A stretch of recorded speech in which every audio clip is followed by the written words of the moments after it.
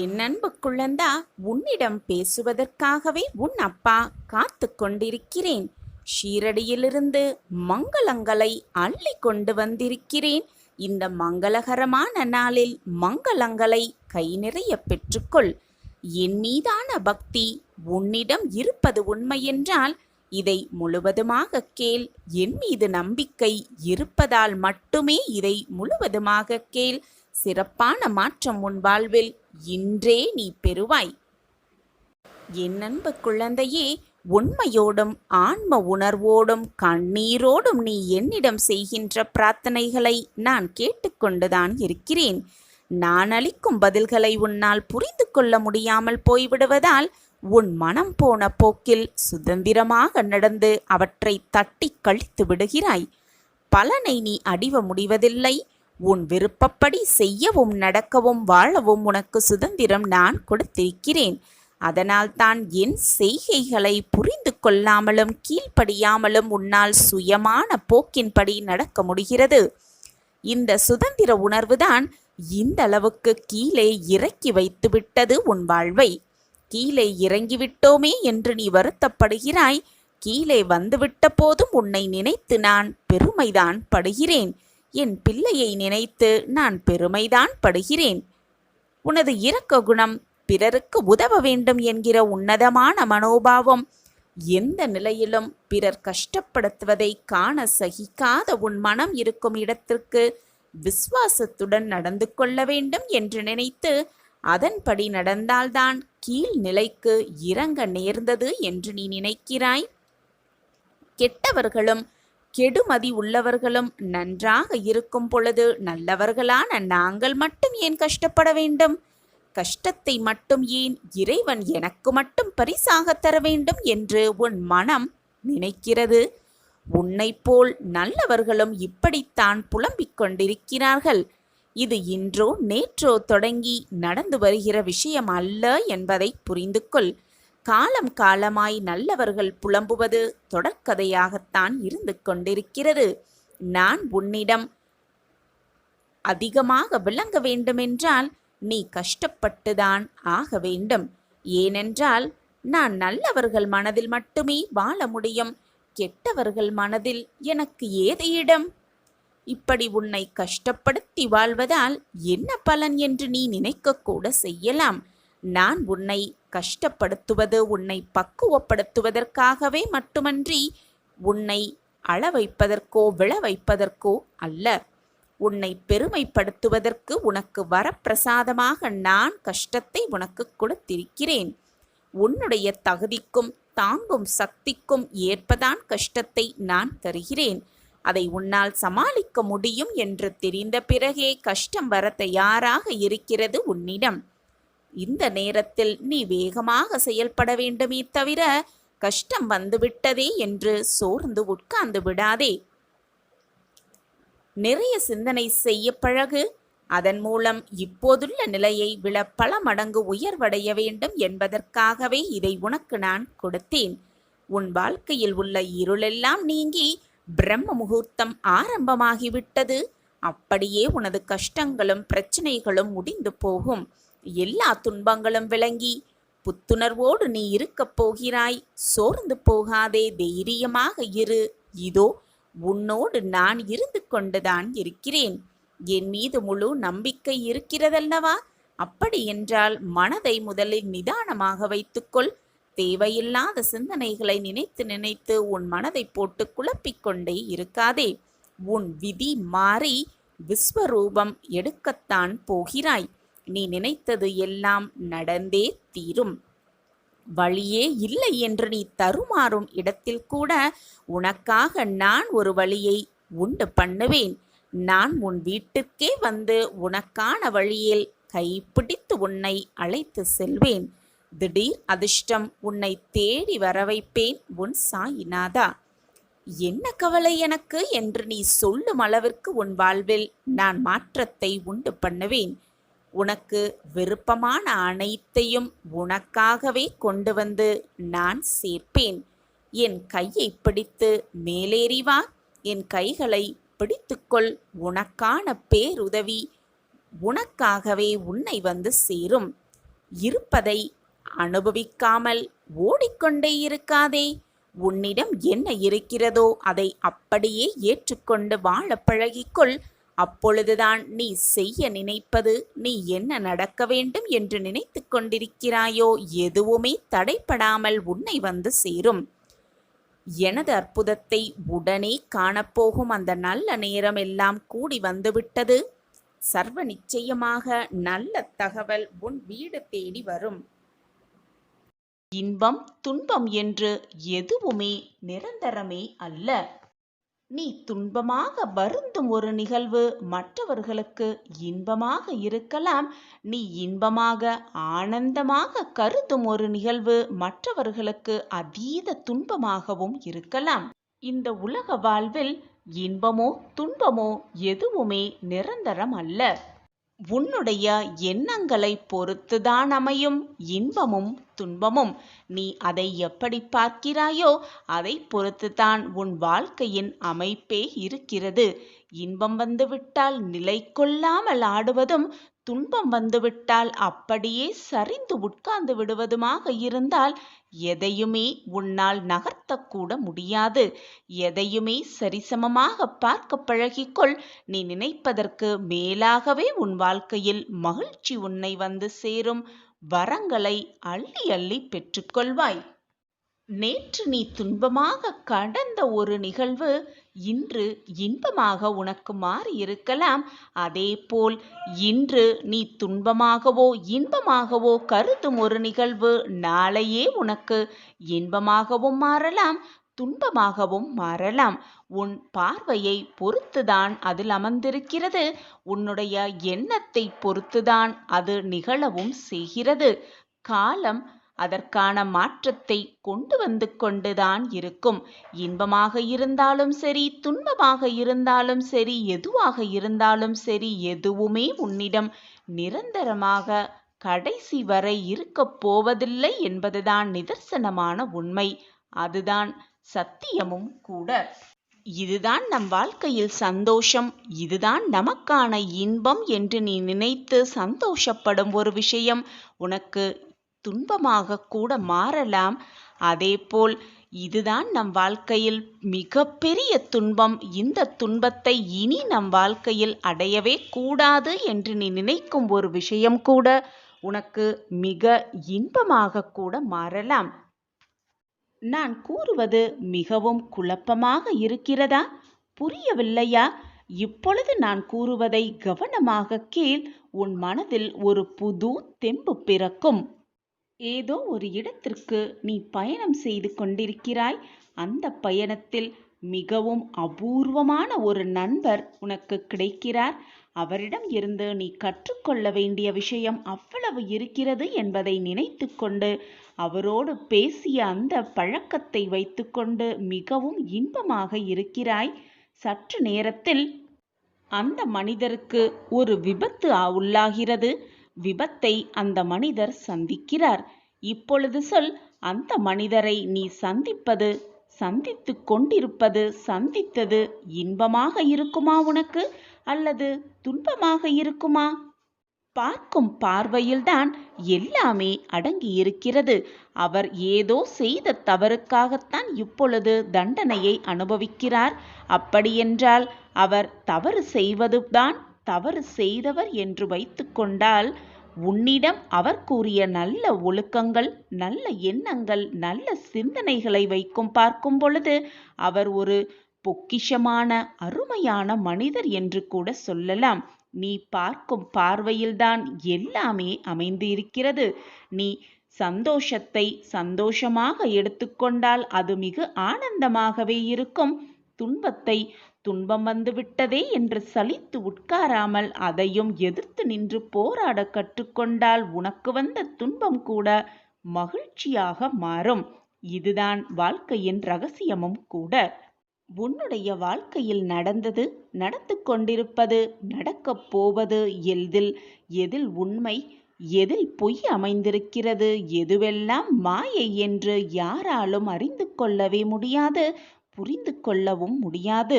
ஏனென்றால் இந்த உலகமே ஒரு மாயைதான். எதுவுமே இங்கு நிரந்தரமல்ல. உலகத்தில் எதுவுமே நிலையானதும் அல்ல. காலம் அப்படித்தான் சுழன்று கொண்டே இருக்கும், மாற்றிக்கொண்டே இருக்கும், அனைத்தும் மாறிக்கொண்டுதான் இருக்கும். ஏதேனும் நடந்துவிடுமா என்று குழப்பத்தோடே, ஒருவிதமான பதட்டத்தோடே உன் வாழ்க்கையை நீ நகர்த்தி கொண்டிருக்கிறாய். பிள்ளையே, உன்னுடைய எதிர்காலத்தை நீ விரும்பியபடியே நான் மாற்றி எழுதப் போகிறேன். எனவே எந்த குழப்பமும் இல்லாமல் மனதை நிம்மதியாக வைத்துக்கொள். உன் சிக்கல்கள் அனைத்தையும் நான் தீர்த்து வைக்கப் போகிறேன். உன்னிடம் நான் கூற வேண்டிய சில முக்கியமான விஷயங்கள் நிறையவே இருக்கிறது. இதை முழுவதுமாக கேள். உன் பிரச்சனைகளை நினைத்து நினைத்து உன் நிம்மதியை நீயே கெடுத்து கொண்டிருக்கிறாய். நீயும் வேதனைப்பட்டு உன்னை சுற்றி இருப்பவர்களையும் வேதனைக்கு ஆளாக்கி கொண்டிருக்கிறாய். நடக்கும் நிகழ்வுகளையெல்லாம் பார்த்து நீயே வாழ்க்கையை வெறுத்தது போல உன் மனதையும் கெடுத்துக்கொண்டு உன் வாழ்க்கையை எதற்காக வாழ வேண்டும் என்ற கேள்விக்குறியோடே வாழ்ந்து கொண்டிருக்கிறாய்.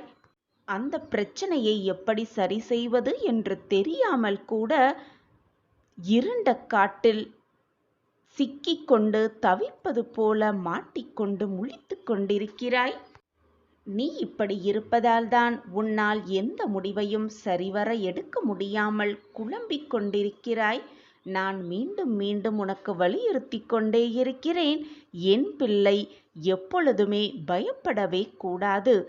எது நடந்தாலும் நமக்கான நன்மைக்காகத்தான் நடக்கிறது என்பதை தீர்க்கமாக முடிவு செய்ய வேண்டும். உன் மீது உனக்கே நம்பிக்கை இல்லை என்றால் கடவுளே நேரில் உனக்கு உதவ வந்தாலும் கூட அது பயனில்லாமல் தான் போய்விடும். எனவே தைரியமாக இரு. நீ பட்ட துன்பத்தை விட அதில் நீ வெற்றி பெற்ற அனுபவமே மிக சிறந்ததாக இருக்கும். அந்த துன்பத்தில் நீ பெற்ற அனுபவமே உனக்கு மிக பெரும் சாதனையாக இருக்கும். அந்த அனுபவத்தை வைத்துக்கொண்டு வாழ்க்கையில் எப்படி முன்னேற வேண்டும் என்ற சிந்தனையை உன் மனதில் பதிய வைத்துக்கொள். முயற்சி செய்ய எப்பொழுதும் தயங்கி நிற்காதே. முயலும் போது அனைத்தும் உனக்கு சாதகமாகவே முடியும். நீ நினைப்பதற்கு மேலாக எல்லாம் உனக்கு சுபமாகவே இருக்கும். நீ எதை நினைத்து தயங்கிக் கொண்டிருக்கிறாயோ அதுதான் உனக்கு தடைகளாகவே இருக்கும். நீ துணிந்து நிற்கும் இடங்களில் உன்னுடைய தடைகளெல்லாம் தூசியாக மாறிவிடும். எனவே துணிந்து செயல்பட்டு கொண்டே இரு. இன்று நீ துணிந்து முயற்சி செய்தால் நான் உனக்கு அள்ளி அள்ளி அனைத்தையும் நீ எதிர்பார்க்காத மேலாக உனக்கு அள்ளி அள்ளி தருவேன். நான் உன்னை எப்பொழுதும் பார்த்து கொண்டுதான் இருக்கிறேன். உன்னுடைய கஷ்டகாலமெல்லாம் முடியும் நேரம் இந்த தருணத்தில் வீணாக மனதை போட்டு குழப்பிக்கொள்ளாதே. உனக்கு தேவையான அனைத்தையும் செய்யவே நான் உனக்காக இருக்கும் பொழுது தேவையில்லாமல் மனதை போட்டு இது நடக்குமா, இப்படி நடந்து விடுமா, வாழ்க்கை அடிப்பாதாளத்தில் சென்று விடுமா அல்லது முன்னேறி விடுவோமா என்ற பயத்தோடும் குழப்பத்தோடும் இருக்காதே. சகலத்தையும் சரி செய்ய உன் சாயப்பா உன்னோடு இருக்கிறேன் என்பதை தீர்க்கமாக நம்பு. என்னுடைய சாணக்கிய ஆட்டத்தை நான் ஆரம்பித்து விட்டேன். கன நொடியில் அனைத்தையும் மாற்றி காட்டும் வல்லமை என்னிடம் உள்ளது. இனி உனக்கு சாதகமாகவே அனைத்து காய்களையும் நான் நகர்த்துவேன். இதுவரை போராட்டமாக இருந்த உன் வாழ்க்கை இந்த நாளிலிருந்து உனக்கு சாதகமாகவே நிகழும். உன்னுடைய மனோதைரியத்தை சோதித்து பார்க்கத்தான் நான் அத்தனை விஷயங்களையும் செய்து கொண்டிருக்கிறேன். எது நடந்தாலும் எவ்வளவு தைரியமாக நீ உன் வாழ்க்கையை நகர்த்துகிறாய் என்பதை புரிந்து கொள்ளத்தான் நான் அத்தனை விஷயங்களையும் செய்து கொண்டிருக்கிறேன். உன்னை வேதனைப்படுத்தவோ காயப்படுத்துவதற்காகவோ அல்ல. உன்னையே நீ புரிந்து கொள்வதற்கும் உன் வாழ்க்கையை பற்றிய தெளிவான சிந்தனை உனக்கு வருவதற்காகத்தான் அத்தனையும் நான் செய்து கொண்டிருக்கிறேன் என்பதை தீர்க்கமாக நம்பு. ஏனென்றால் எனக்கு தெரியும் நீ இதிலிருந்து, இந்த போராட்ட களத்திலிருந்து மீண்டு வருவாய் என்பது எனக்கு தெள்ளத் தெளிவாகவே தெரியும். நான் சோதித்துப் பார்ப்பேன்தான், அது உண்மைதான். ஆனால் எப்பொழுதும் என் பிள்ளைகளை நான் கைவிடவே மாட்டேன்.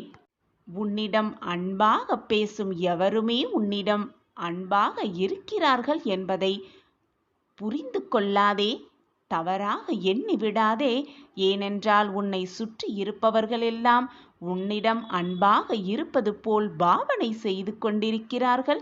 ஆனால் உன்னுடைய இளகிய மனம் அது எல்லாத்தையும் உண்மை என்று எண்ணிக்கொண்டு மற்றவர்கள் உன்னை எப்படி நல்லவர்களாக நீ நினைத்து கொண்டிருக்கிறாயோ அதை போல் மற்றவர்கள் அனைவரையுமே நல்லவர்களாகவே நீ எண்ணிக்கொண்டிருக்கிறாய். பிள்ளையே, உன்னை போல் மற்றவர்கள் அனைத்துமாக இருக்க வேண்டும் என்று நீ நினைப்பது மிக தவறான செயல். ஒவ்வொருவருக்கும் ஒவ்வொரு விதமான குணாதிசயங்கள் இருக்கிறது. அவரவர்க்கென்று தனிப்பட்ட வாழ்க்கை இருக்கிறது. அந்த போலியான அன்பிற்கு பின்னால் உன்னுடைய தேவையான அனைத்தும் அவர்களுக்கு இருக்கிறது. அதனால்தான் அவர்கள் உன்னிடம் போலியான அன்பை செலுத்துகிறார்கள் என்பதை புரிந்து கொள். எனக்கு நோயில்லாமல் நோயின்றி வாழ வேண்டும் என்று நினைத்து பழகு. எப்பொழுதுமே மற்றவர்களை நோகடித்து வாழ வேண்டும், மற்றவர்களை நோகடித்து சந்தோஷமாக வாழ வேண்டும் என்று மட்டும் நினைத்து விடாதே. மறந்தும் கூட மற்றவர்கள் மனதை காயப்படும்படி எப்பொழுதும் உன் வார்த்தைகளை வீணடித்து விடாதே. இதுநாள் வரை உனக்கு தடையாக இருந்த அத்தனைகளும் உனக்கு நிஜமாக மாறப்போகிறது. உன்னிடம் மிக முக்கியமான ஒன்றை கூறுவதற்காகவே நான் வந்திருக்கிறேன். நீ நினைத்து கூட பார்க்காத இடத்திலிருந்து ஒரு உதவி உன்னை தேடி வரும். உன்னை பார்ப்பதற்காகவே நானும் காத்து கொண்டே இருக்கிறேன். இப்பொழுது இந்த நொடி உன் கண்களை மூடிக்கொண்டு ஆத்மார்த்தமாக என்னை நன்றாக உற்றுப்பார். ஒன்று தெரியுமா குழந்தையே, இங்கு யாருமே நிரந்தரமே இல்லை. ஒரு நாள் எல்லாமுமே வெற்றிடம்தான். நான் கூறுவது எல்லாமுமே உனக்கு புரிகிறது தானே? அப்படி இருக்கும்போது இதற்கு போய் ஏன் உன் மனதை போட்டு இப்படி குழப்பிக் கொள்கிறாய்? எந்த நேரமும் முடிந்ததை நினைத்து வருந்திக் கொண்டே இருக்கவும், அது கிடைக்கவில்லையே, இது நம் வாழ்வில் நடக்கவில்லையே, ஏன் நடக்கவில்லை, எதற்காக நமக்கு மட்டும் இவ்வளவு கஷ்டம் என்றெல்லாம் சிந்தித்து கொண்டே இருக்கிறாய். உனக்கு எது வேண்டுமோ, எந்த லட்சியத்தை அடைய வேண்டும் என்று நினைக்கிறாயோ, எந்த எண்ணத்தோடு உன் வாழ்க்கையில் போராடி கொண்டிருக்கிறாயோ அதை மட்டுமே சிந்தனை செய்து கொண்டே இரு. அப்படி இருந்து பார், ஒரு நாள் அது கண்டிப்பாக உன்னிடம் வந்து சேரும். நீ எதிர்பார்த்து காத்திருந்த விஷயம் உன்னையும் எதிர்பார்த்து கொண்டுதான் இருக்கிறது உன்னிடம் வந்து சேர. அதுவரை எதற்குமே மனதை போட்டு வருத்தி கொண்டே இருக்காமல் சந்தோஷமாக இருக்க பழகிக்கொள். இப்பொழுது உன் கரங்களில் உன் கைகளில் என்ன இருக்கிறதோ அதை வைத்துக்கொண்டு சந்தோஷமாக வாழ். அது மட்டுமல்லாமல் உன் எண்ணங்களை எல்லாம் ஒருமுகைப்படுத்தி அதை நினைத்தே உன்னுடைய செயல்களை செய்து கொண்டே இரு. தேவையில்லாமல் மனதை போட்டு குழப்பிக் கொள்ளாதே. எந்த ஒரு காரியத்தை செய்வதாக இருந்தாலும், செய்ய துவங்கினாலும் எதற்காக செய்கிறோம், ஏன் செய்கிறோம் என்ற தெளிவான சிந்தனையோடு செய்தால் அந்த காரியத்தில் எப்பொழுதுமே வெற்றி நிச்சயம். தவறு செய்துவிட்டால் அதை ஒப்புக்கொள்ளும் தைரியமும் அந்த தவறை திருத்திக் கொள்வதற்கான மனநிலையும் தான் வெற்றியடைவதற்கான மிக சிறந்த வழியாகவே இருக்கும். சர்வ நிச்சயமாக நீ எதிர்பார்ப்பதற்கு மேலாகவே உன்னுடைய விருப்பம் எல்லாமே நிறைவேறும். அந்த காலம் வெகு தொலைவில் இல்லை கண்மணி. எல்லாமே முடியப் போகிறது. நீ உன்னுடைய ஆற்றலையும் தன்னம்பிக்கையையும் வளர்த்து கொண்டால் நீ தொட்டதெல்லாம் துவங்கும், கேட்டதெல்லாம் கிடைக்கும், விரும்பியது எல்லாமே நிறைவேறும். அப்படி இருந்து பார், இந்த உலகமே நிச்சயமாக உன்னை தேடி வரும். ஏனென்றால் நீ என்னுடைய பரிபூரண ஆசிர்வாதத்தை பெற்ற செல்ல பிள்ளை அல்லவா? எப்பொழுதுமே எந்த சூழ்நிலையிலும் நான் உன்னை கைவிடவே மாட்டேன் என்று சத்திய வாக்கை உனக்கு நான் அளித்திருக்கிறேன். அந்த வாக்கை நான் மீறவே மாட்டேன். நான் இருக்கும் வரை எதற்குமே நீ கலங்காதே என் பிள்ளையே. எதை செய்தாலும் எந்த காரியத்தை செய்தாலும் அதை நம்பிக்கையோடே செய். நம்பிக்கை இல்லாமல் எந்த ஒரு காரியத்தையும் செய்யக்கூட நினைக்காதே. அது கண்டிப்பாக தோல்வியில்தான் முடியும்.